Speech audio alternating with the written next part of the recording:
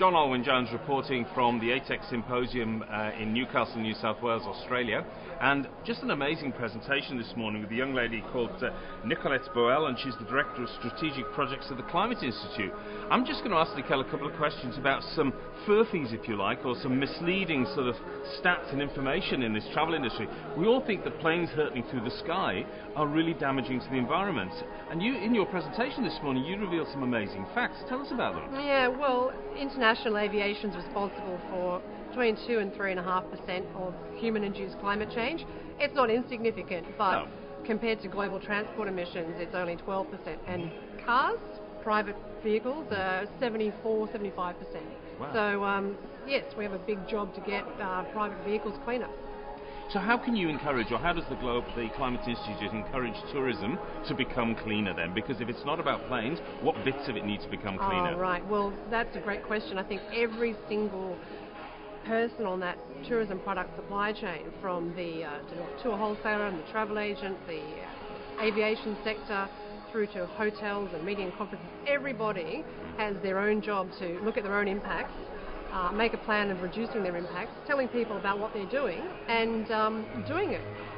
But where do they get advice? I mean, this thing about, I stay in hotels all over the world, and I'm told about, the towel thing, that if you want to use the towels, is that a furphy? Is that real? Well, it's actually not too bad, because, in fact, yes, if you're going to launder towels every day, of course, it's more water and chemicals and that sort of thing. But it is just the first step. So where do they get the advice? Where do they find out what to do? There are several international programs I'm aware of. One that I referred to in the presentation was Green Globe, and I know that it's like a fitness test for different industry sectors, where they get to look at their water, their energy, their waste, and make plans to improve that, and then also communicate that to their consumers and suppliers and that sort of thing.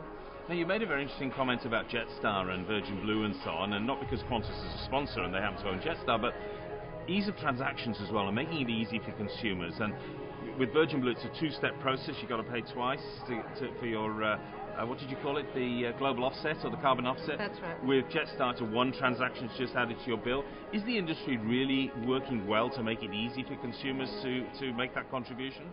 Well, as you pointed out, some are, and some have room for improvement. It's not unlike the energy sector, where we started offering 100% renewable energy to people in homes. They don't actually get a wind farm in the backyard, but they pay a bit extra. They know that the electricity they're getting is putting somewhere into the grid from green sources.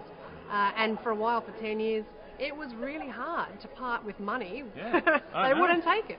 But it's made easy now. It's almost you tick the box if you don't want green power. And that's the sort of thing you need to do, make it easy for people to get involved in being part of the solution on climate change. Now, if people want to find out more about the Climate Institute, where can they find out information? Yes, we're at climateinstitute.org.au. Fantastic. Well, ladies and gentlemen, Nicolette's actually got a 3-year-old baby who slept for 45 minutes last night, I think.